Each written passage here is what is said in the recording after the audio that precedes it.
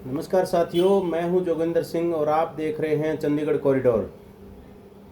साथियों, आज है दिनांक 29/8/2025 और दिन है शुक्रवार।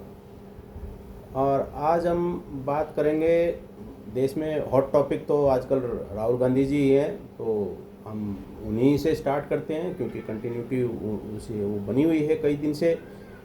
उसमें साथियों, राहुल गांधी जी ने परसों एक बिहार अपनी वोटर अधिकार यात्रा के दौरान एक बात बहुत बहुत ही ज़बरदस्त बोली है, और वो मैं कल उसको मैं बताना चाह रहा था कल वाले वीडियो में, लेकिन फिर मैंने सोचा इसको थोड़ा सा और विस्तार से इसको डिकोड करेंगे। डिकोड तो हालांकि वो राहुल गांधी ने कर ही दिया है उसको। उनका कहना है कि गुजरात मॉडल कोई आर्थिक मॉडल नहीं है, वह चुनाव चोरी का मॉडल है। क्योंकि देश में कितने राज्यों में ऐसा देखा गया है, एंटी इनकम्बेंसी होते हुए भी और वो बीजेपी चुनाव जीतती है। और पिछले लगभग 30 साल होने को हैं, वो गुजरात वो चल रहा है उनका, एक सिंगल हैंड में चल रहा है गुजरात। तो ऐसा क्या कारण है कि ये ही जीतते आ रहे हैं, तो इतने इतने सालों में कोई दूसरी पार्टी नहीं जीत पाती, ये उनका स्पष्ट मानना था। और जिसको वो 2014 में राष्ट्रीय स्तर पर लेकर के आए, 2014 में उन्होंने बिल्कुल पर्टिकुलर बोला है, 2014 में ये राष्ट्रीय स्तर पर इसको लेकर के आए। और ये फिर 2019 में उन्होंने एक बात का जिक्र किया कि उन्होंने 2019 में बोला कि हम 300 सीट लेकर के आएंगे। एग्जैक्ट 303 सीट आई उनकी। तो ये कैसे संभव है कि बीजेपी के नेताओं को ये पता चल जाता कि हम 300 लेकर के आएंगे, या हम बहुमत के साथ आएंगे, या हम सरकार बनाने वाले हैं। जैसा कि उन्होंने पीछे और दो दिन 3 दिन पहले उन्होंने बताया भी था, अमित शाह जी का भी जिक्र किया था कि उन्होंने बोला था कि हम अभी 40-50 साल हम कहीं नहीं जाने वाले और सत्ता हमारी ही रहेगी। तो इनको कैसे पता चल जाता है ये? तो उनका स्पष्ट मानना था ये वोट चोरी करते हैं, और उसका पैटर्न हमने पकड़ लिया है, जो कि सबसे पहले महाराष्ट्र में पकड़ में आया कि उन्होंने, हाँ, लोकसभा में कहते हैं हमारा गठबंधन वहाँ जीतता है महाराष्ट्र में, कांग्रेस वाला गठबंधन। और लेकिन जब विधानसभा के चुनाव होते हैं तो वहाँ बीजेपी जीत जाती है। वो इसलिए जीतती है क्योंकि लोकसभा के और विधानसभा के बीच में 4 महीने का अंतर होता है, और 4 से 5 महीने का अंतर होता है। तो उसमें 1 करोड़ नए वोटर जोड़े जाते हैं, जिनमें से हमें वोट नहीं मिलते, पूरे के पूरे बीजेपी को वोट मिल जाते हैं। तो इसकी शिकायत वो उसको चुनाव आयोग से पूछते हैं कि भी ऐसा कैसे हो सकता है, 1 करोड़ वोटर इसमें जोड़े गए हैं 4 महीने के अंदर, और वो सारे के सारे बीजेपी को वोट कर रहे हैं। तो हमें उसकी 5:30 बजे के बाद, जो चुनाव आयोग ने कहा कि 5:30 बजे के बाद बहुत ज़्यादा वोटिंग हुई, तो वो 5:30 बजे के बाद के उनको वीडियो सीसीटीवी के जो फुटेज है वो दिखाए जाए। लेकिन चुनाव आयोग ने वो नहीं दिखाया इनको, और वो 45 दिन का इन्होंने एक नया कंडीशन लगा दी कि 45 दिन के अंदर कोई मांग ले तो ठीक, नहीं तो वो वीडियो डिलीट कर दिए जाएंगे। लेकिन इन्होंने वो नहीं दिए। तो इसमें कहीं ना कहीं चुनाव आयोग गिरता हुआ नज़र आ रहा है, और उनकी पारदर्शिता पर इस पर सवालिया निशान है। इसमें कोई भी दो राय नहीं है, क्योंकि हमने भी एक देखा है कि जब हमारी एकम सनातन भारत दल एक पार्टी हमारी बनी हुई थी, और जब लोकसभा के चुनाव आए और उससे पहले 4 राज्यों के चुनाव थे, तो उसमें हमारी चुनाव आयोग चाहता तो एक हमारा चुनाव चिन्ह दे सकता था, लेकिन उन्होंने हमारे को एक चिन्ह नहीं दिया। उन्होंने हमारे को 4 चिन्ह दिए, कहीं बांसुरी दिया, कहीं स्टार दिया, कहीं त्रिकोण दिया, कहीं कुछ दिया, ऐसे करके। तो ये चीज़ जो राहुल गांधी जी जो बोल रहे हैं, उसका मैं उनको ये नहीं कहूँगा कि वो झूठ बोल रहे हैं या वो अपनी बनावटी बोल रहे हैं, लेकिन चुनाव आयोग ऐसा करता है। ये हमने देखा है, महसूस किया है, मतलब व्यक्तिगत रूप से महसूस किया है। जब हम एक बहुत छोटी पार्टी थी, वो जम्मू से में रजिस्टर्ड थी, और उसको बाद में उसको नेशनल लेवल पे लेकर आया गया एकम सनातन भारत दल के नाम से। उसमें हमने ये चीज़ देखी थी। तो चुनाव आयोग कितना मतलब एक बीजेपी के कहने से कह लो, अब देखो इसकी इन चीज़ों के कोई सबूत तो होते नहीं, लेकिन चुनाव को ऐसा क्या लगा कि हमारे को 4-4 चुनाव चिन्ह दिए गए अलग अलग राज्यों में। सोचने की बात है। फिर लोकसभा आई तो लोकसभा में भी उन्होंने ऐसे किया। फिर जो पहले जो राज्यों के लिए जो दिए थे चिन्ह, वो तब वो फिर लोकसभा में नहीं दिए, फिर वो लोकसभा में फिर बदल गए वो। और एक हो तो बात हो ना, 4-4 दे रहे हैं, 3-3 4-4 अलग अलग, बताओ। तो ये चीज़ है। उसमें हमारा स्पष्ट मानना था, मतलब एकम सनातन भारत दल पार्टी का स्पष्ट मानना था कि बीजेपी कितनी हीन दृष्टि रखती है एक सिंगल वोट के लिए भी। हमारी पार्टी को कितने वोट मिलेंगे ये उनको नहीं पता था, लेकिन उनको ये पता था ये हमारी पार्टी को कहीं ना कहीं डैमेज करेंगे, और ये चाहे 500 करें 100 करें, वो करेंगे बीजेपी की नुकसान। और उसका हमारे टोटल लोकसभा में हमारी जो वोट है वो 68,000 के आसपास आई। टोटल हमारे 20 कैंडिडेट थे उसमें मैदान में, और 68,000 के आसपास आई। लेकिन मैं ये क्लियर कर दूं, उस जो मैंने कल वाले वीडियो में जो बोला है, जो 4300 करोड़ वाला जो दान वाला जो था, डोनेशन वाला, उसमें हमारी पार्टी का नाम नहीं है, उसमें एकम सनातन भारत दल का नाम नहीं है, इतना कंफर्म हो गया। लेकिन ये हमने जो ये चुनाव लड़ा था लोकसभा का, तो उसमें हमारे जितने भी कार्यकर्ता थे वो बेचारे उन्होंने अपनी जेब से, किसी ने 100 दिए तो किसी ने 500 दिए, किसी ने 1000 दिए, किसी ने हज़ारों भी दिए, तो करके वो एक हम चुनाव लड़े। और उसमें दुर्भाग्य ये रहा था, खैर चलो मैं उस पार्टी की अब मैं आलोचना पे नहीं जाता हूँ वो, पर क्योंकि अब मैं उस पार्टी को छोड़ चुका हूँ और मैं उस पर ज़्यादा बात नहीं करना चाहता। लेकिन ये चीज़ें मैं इसलिए बता रहा हूँ, उसमें हम क्या कहते हैं, बीजेपी की जो गिद्ध दृष्टि है, बाद में हमारे इसी पार्टी के जो राष्ट्रीय अध्यक्ष थे, राष्ट्रीय उपाध्यक्ष था, राष्ट्रीय कोषाध्यक्ष था, उनको भी बीजेपी ने अपनी पार्टी में मिला लिया जम्मू से। तो ये बीजेपी का चरित्र इतना खराब है, ये फिर इनके ऊपर अब जैसे राहुल गांधी ने जो हमला बोला हुआ है, जो तू तड़ाक से जो बोल रहे हैं, तो इन्होंने किसी को बख्शा ही नहीं। अपने प्रधानमंत्री को नहीं रोक पाए, कभी मुजरा, कभी भैंस चोरी कर ले जाएंगे, और कभी कहते हैं महिलाओं के मंगलसूत्र छीन ले जाएंगे। तो उन्होंने क्या क्या नहीं बोल रखा है। इनकी राहुल गांधी की माँ, वो भी तो किसी की माँ थी ना, राहुल गांधी की माँ थी ना, तो राहुल गांधी की माँ के लिए कितना कुछ बोल रखे इन लोगों ने।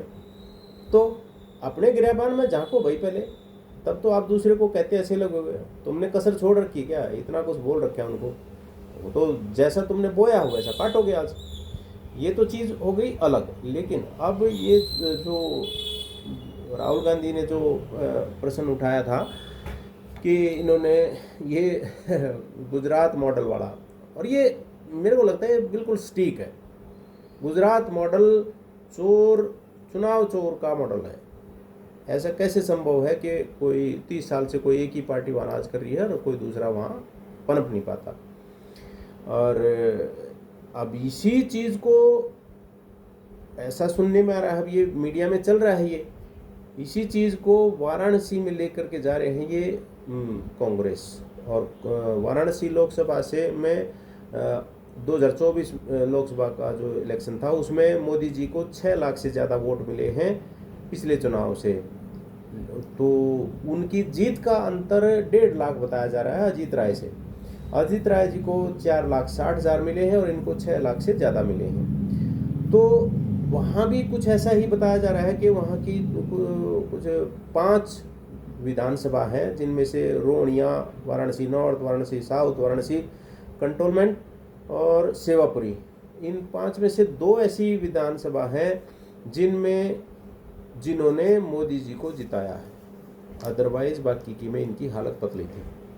तो ये वहाँ भी कुछ ऐसा हुआ था, बताते हैं कि वहाँ भी जो है ना 1-1.5 बजे के बाद से तक मोदी जी हार रहे थे, और फिर उसके बाद वहाँ एकदम से मीडिया को कुछ नहीं बताया गया और फिर बाद में शाम को 5 बजे डिक्लेयर ही कर दिया हाँ मोदी जी जीत गए।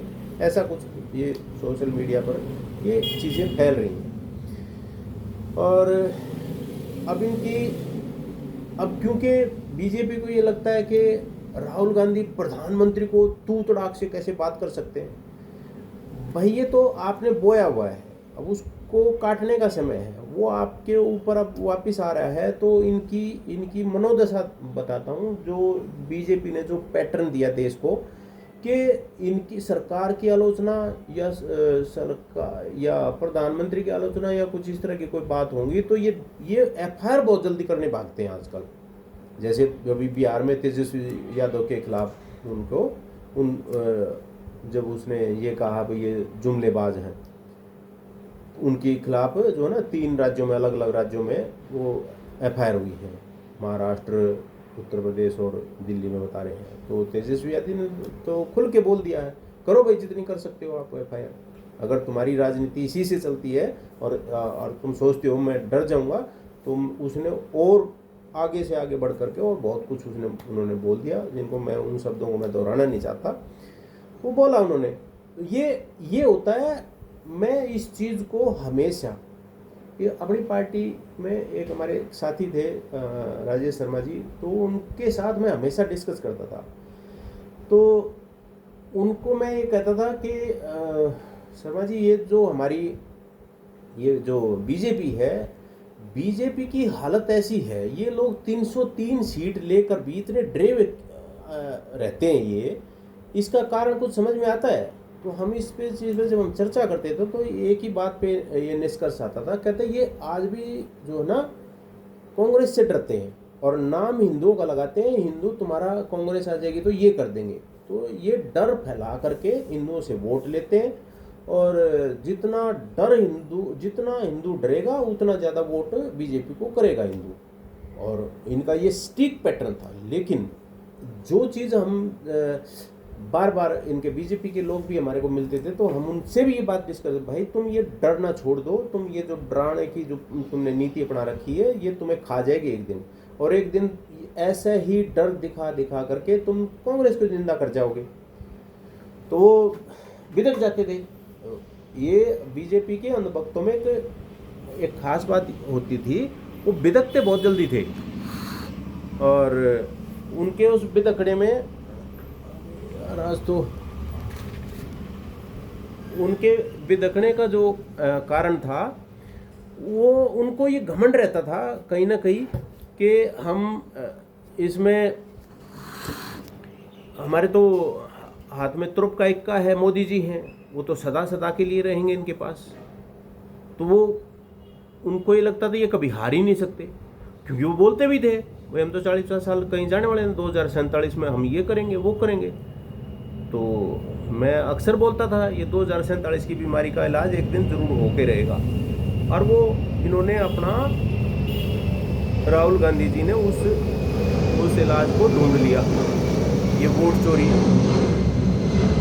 गद्दी छोड़, अब ये चिपका दिया है, ये समझ लो ये पूरी तरह चिपक गया है ये बीजेपी के पीछे। जैसे 2G स्पेक्ट्रम का घोटाला जो चिपका था कांग्रेस को, ये आज के दिन इनके साथ चिपक गया है। बीजेपी के साथ राहुल गांधी इसको चिपकाने में सफल होते नजर आ रहे हैं। और जैसा कि मैंने ये कहा, भाई ये एफआईआर बहुत खेलते हैं बीजेपी वाले, कुछ भी हो जाए, थोड़ी सी कुछ हो जाए, जैसा कि ऑपरेशन सिंदूर में भी देखा लोगों ने और उससे पहले भी दिल्ली दंगों में भी देखा था। तो ये एफआईआर बहुत खेलते हैं। अब इसकी मैं बात करूं ऑपरेशन सिंदूर की, तो इसमें इन्होंने कहा कि तुम एक 4 PM करके एक यूट्यूब चैनल है, उसको इन्होंने बैन किया और वहाँ से इसके ऊपर एफआईआर की देशद्रोही। बाद में क्या हुआ, 1 महीना भी नहीं हुआ वापस ले लिया उसका। क्यों भाई, पहले लगाया क्यों था, फिर वापस लिया क्यों? ऐसे ही एक वो थी आरफा खानम नाम की, उसके ऊपर भी लगाया गया था देशद्रोह का, फिर चुपचाप वापस ले लिया। अंधभक्तों को पता ही नहीं इन बातों का, क्योंकि नीचे नीचे खेल तो ये कहते जब वो करते हैं जब तो बहुत ड्रामा करते हैं, जब इनको वापस ले लेते हैं फिर बताते नहीं। फिर अंधभक्तों को पता ही नहीं होता कि तुम्हारे आका ने क्या कर दिया है, क्या कर चुके हैं ये। तो ये ऐसी चीज़ें हैं। और फिर उसी में आप देखोगे ऑपरेशन सिंदूर के दौरान पाकिस्तान के बहुत सारे हैंडल ब्लॉक किए गए थे। आज क्या हुआ, 2 साल बाद वो सब के सब ओपन कर रखे हैं। और आप लिखवा लो, अभी ये जो 31 तारीख को जो जा रहे हैं, चीन जा रहे हैं, हमारे बड़े वाले टिकटॉक वगैरह सब कुछ खोल करके आएंगे। फिर कौन से बिल में घुसोगे अनभक्तों? ये बीजेपी को खा रही हैं ये नीतियाँ, ये इनको समझ नहीं आता। ये पहले तो इतने ज़्यादा चिंगाड़ते हैं, इतना गंदगी, इतने आसमान में इतने गंदे गंदे शब्द उछालते हैं, इतने इतने लंबी लंबी फेंकते हैं, और फिर इन्हीं के मुंह पर पे इन्हीं का आका ऐसा चमाटा मारता है, ये मुंह दिखाने लायक नहीं होते, फिर भी हे कर करके फिर से आ जाते हैं, वही गाली गलौज पे फिर से शुरू हो जाते हैं। मुंह दिखाने लायक तुम्हें छोड़ता नहीं। कितनी बार हमने देखा, कितनी बार हमने ये चीज़ें नोटिस की हैं। और अब कल भी एक ऐसा ही चला है कुछ, वो ट्रम्प का 5 बार कॉल आया, मोदी जी ने उठाया नहीं, मोदी जी ने उठाया नहीं। अरे वो उसका पता चला जर्मनी की कोई छोटा सा वो है कोई, उसमें ये खबर प्लांट की गई वहाँ, और वहाँ से उठा करके ये यहाँ चलाया इन्होंने। और यहाँ के जो गोदी मीडिया है उनकी थू हो गई इस बात के पीछे। अरे तुम्हें तो इतना भी इस लायक भी नहीं समझा कि वो उस खबर को ये तुम्हारे को दे देते, क्योंकि इनको पता चल गया ना, बीजेपी के आंखों को इनको तो पता चल गया कि इनकी गोदी मीडिया की अब कोई क्रेडिबिलिटी रही नहीं, इनको कोई विश्वास करता नहीं। तो इन्होंने खबर प्लान करवाई वहाँ जर्मनी में, एक छोटा सा कोई पोर्टल है, कोई न्यूज़ पोर्टल, वहाँ से प्लान कराए, वहाँ से उठ करके यहाँ आता है, यहाँ आकर के पूरा दिन इनका चक्कर फिर चलती है। देखो मोदी जी ने ट्रम्प का मुँह नहीं उठाया। इसका कोई खंडन किया सरकार ने कि हाँ उनका ट्रम्प का हमारे पास 5 कॉल आई थी, मोदी जी ने नहीं उठाया, उसका कहीं खंडन हुआ? गोदी मीडिया तुम्हारी क्रेडिबिलिटी इसीलिए समाप्त हो रही है। जो यूट्यूब पे भी, जो सोशल मीडिया पे भी जो दिन भर जो चक्कलस चलती है वो भी। और इसमें आप एक और चीज़ कर, एक ना बहुत मज़ेदार सी एक ट्वीट आया है, एक्स पे पोस्ट है, जो ट्रम्प के एडवाइज़र हैं कोई पीटर करके, उन भाई साहब का एक अलग ही टसन चल रहा है कि ये रूस यूक्रेन का युद्ध नहीं है, ये युद्ध तो भारत इंडिया लड़ रहा है, क्योंकि भारत जो है ना रशिया से तेल खरीद रहा है, इसलिए ये युद्ध रशिया नहीं इंडिया लड़ रहा है। कितना मतलब बगैर सिर पैर की कोई कहीं भी कुछ भी जोड़ रहा है।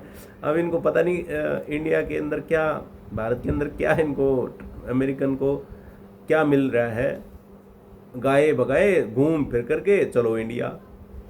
तो ये बड़ी विचित्र सी बात है, हालांकि उसकी में इतनी गंभीरता नहीं है, पर वो हंसी का पात्र बन गए वो व्यक्ति ऐसा बोल करके। तो ये चीज़ें ऐसी जो है ना, वो किसी भी देश की फॉरेन नीति में, विदेश नीति में बड़ी जो है ना उथल पुथल पैदा करवा देती हैं, और फिर ये ऐसे शब्द होते हैं, फिर ये बाद में संभाले नहीं संभलते।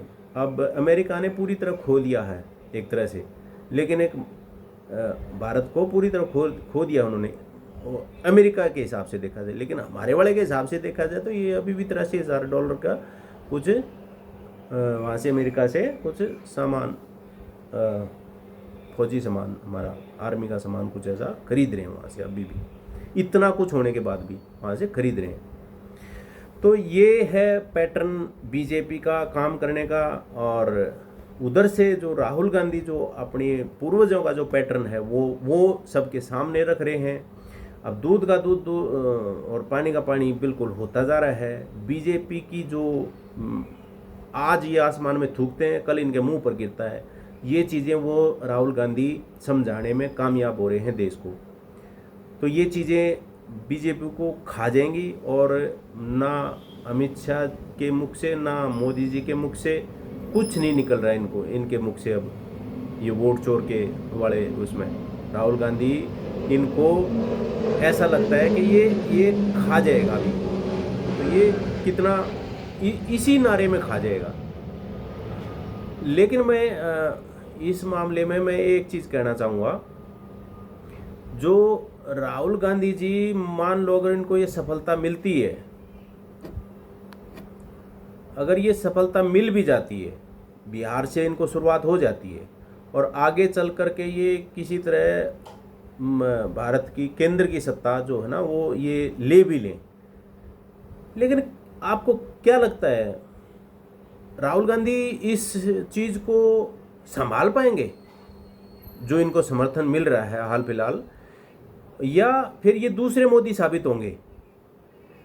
मेरा इसमें एक ही मानना है, या तो ये बहुत अच्छे नेता उभर कर निकलेंगे या ये बहुत ही घटिया स्तर पे चले जाएंगे, मतलब इनका ये अपने आप ही नीचे लुढ़क जाएंगे। कारण है उसका, देखो हालांकि इस पर सोशल मीडिया पे चल रहा है ये, लेकिन वो एक कारण नहीं बता पाते ये घटिया कैसे हो जाएंगे। अच्छा का तो हमें समझ में आता है, चलो भाई आदमी हमेशा अच्छे के लिए कोशिश करता है, लेकिन नीचे की तरफ कैसे जा सकता है उसका कारण नहीं बताते ये लोग। मैं बताता हूँ, उसका कारण है स्टालिन का इसके साथ होना।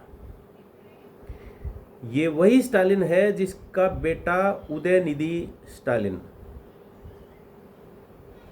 उस आदमी ने सनातन के लिए कितने गंदे लफ्ज बोले, ये मलेरिया और डेंगू की तरह समाप्त हो जाना चाहिए सनातन। ये उस स्टालिन को सिर पे उठाए घूम रहे हैं, ये उस आदमी को साथ लेकर के चल रहे हैं, कन्हैया कुमार को जिसके साथ ये टुकड़े टुकड़े गैंड नामक चिपका हुआ है उसके साथ। ये इनको पीछे लेकर जाएगा राहुल गांधी को। अगर कोई कांग्रेसी अगर मेरी इस बात को सुन रहा है या कोई आगे अगर किसी तरह ये आगे बात पहुंचा सकता है, तो ये 2-3 इनके यहाँ चीज़ें बहुत ही ज़्यादा, अब मुझे नहीं लगता वो हो सकता है कांग्रेस वालों ने, इन्होंने गांधी फैमिली ने इनके अंदर कौन सी प्रतिभा देखी है और जो इन्होंने अपने साथ लेकर के चल रहे हैं, ये तो वही जाने। लेकिन देश नहीं लाइक करता इन लोगों को, आपको बता रहे हैं हम। जैसे आपके अंदर जो कांग्रेस के अंदर बहुत सारे घोटालों में जिनके नाम थे और उन लोगों को बीजेपी अंदर अपने अंदर ले गई और उनके सारे वो केस माफ़ होते चले गए, लेकिन बीजेपी उनके लिए, उन नामों के लिए पीछे रहती है, उनको छुपना पड़ता है, उनको सुनना पड़ता है। वही स्थिति आपके साथ है राहुल गांधी जी कि स्टालिन जैसे, कन्हैया कुमार जैसे लोगों का, और भी हैं इसमें कई नाम, मैं सबके नाम लूँगा तो फिर आप यहाँ ये कहोगे भाई आप तो कांग्रेस विरोधी हैं या हमारे, नहीं, मैं आज भी ना बीजेपी का विरोध कर रहा हूँ, मैं उनकी नीतियों का विरोध कर रहा हूँ, मैं उनके संविधान के अंदर जो वो सामाजिक और वो जो सुपर सेकुलर वाला जो शब्द है ना, मैं उनके शब्द खिलाफ हूँ। आपने जो गलत किया, हमने भी वोट किया था, मैं कब कह रहा हूँ, हमने भी किया भाई। 2009 में मैंने हरियाणा में किया था, फिर 2014 में मोदी जी किया, 2019 में किया, 2024 में नहीं किया। मैं इनकी नीतियाँ देख गया, इनको मैंने अच्छे से जांचा परखा। 15 साल थोड़े नहीं होते, बहुत होते हैं, तो मैं फिर वापस हट गया। मैं इनको नहीं लाइक करता। हाँ, लेकिन अब ये है, अगर 10-11 साल से कांग्रेस सत्ता से बाहर है, अगर उसके अंदर सुधार होगा तो ही चल पाएगी कांग्रेस भी। ये मेरे से लिखवा लो आप, नहीं तो बीजेपी से भी बुरा हाल हो जाएगा उसका। अगर उन्होंने ये इस टाइप के लोगों को अगर आगे करके रखे तो आप देख लेना, ये हिंदुस्तान नहीं दे। क्योंकि दक्षिण भारत में जो राज्य है, जो ये उदयनिधि टाइप के जो ये हैं, कभी भी देख लेना उत्तर भारत झेलता है जब भी कोई त्रासदी आती है। पाकिस्तान से युद्ध रह करके, कभी सर्जिकल स्ट्राइक के नाम पर, कभी फुल फ्लैश युद्ध के नाम पर, हमेशा उत्तर भारत झेलता है। अब आप कहोगे भाई आप तो फिर से उत्तर और दक्षिण करने लगे, नहीं, एक अंतर समझाने की कोशिश कर रहा हूँ। ये लोग उत्तर भारत में जो बैठे हैं, तो ये हमेशा पहले मुगलों का इन्होंने आतंक झेला इन्होंने। अब आज़ादी के बाद से युद्ध होता था, युद्ध झेलते हैं ये। पाकिस्तान के साथ हो गए, चीन के साथ हो जाए, तब सबसे ज़्यादा हरियाणा, राजस्थान, पंजाब के लोग मारे जाते हैं। उस सेना में भी हमारे जवान शहीद होते हैं। लेकिन फिर जब अगर इन्हीं को अगर किसी अन्य राज्य से अगर ये सुनना पड़े, मैं अब उस राज्य का नाम लूँगा तो फिर मेरे को उसी पलड़े में तोड़ने की कोशिश करोगे आप। नहीं, कि सनातन को तो एक डेंगू और मलेरिया की तरह है, उसको समाप्त हो जाना चाहिए। कितने दुर्भाग्य की बात है। हम एक ही देश हैं, हम पूरे देश के लिए लड़ रहे हैं, हम अपने पूरे देश के लिए हम अपने उसमें सेना में अपने बच्चों को भेजते हैं, जवान बच्चे मारे जाते हैं। उसमें देख लेना भी, उसमें पुलवामा में, इसमें पहलगाम में भी देखा ना, वो भी सैनिक ही था वो बेचारा। 7 दिन उसके 8वें दिन तो मार ही दिया वो, उसका धर्म पूछ करके, नरवाल। तो ये चीज़ें हैं, हम गलत है, इस पर रोक लगनी चाहिए। और अगर कांग्रेस सत्ता में आती है तो मैं उनसे एक चीज़ की अपील करता हूँ, आप कानून बनाइए इस देश में किसी भी धार्मिक मजहबी नारों पर पूरी तरह बैन लगना चाहिए, और ये इस निंदा का कानून आना चाहिए। और जितने भी ये चाहे हिंदू हो, मुसलमान हो, सिख हो, ईसाई हो या कोई अन्य धर्म हो, बौद्ध हो, जो उनकी मान्यताएं हैं उनके ऊपर कोई भी टिक्का टिप्पणी नहीं कर सके। इसलिए कोई ऐसा इस निंदा कानून वगैरह इस तरह का कुछ आना चाहिए। ये गंदगी है, बीजेपी इसी का फायदा उठाती है। ये चीज़ें फैला फैला करके रोजाना शाम को, दोपहर देख लो, शाम देख लो, टीवी में यही बकवास कलश चलती है। एक तरफ हिंदू को बैठा देते, एक तरफ मुसलमान को बैठा देते हैं।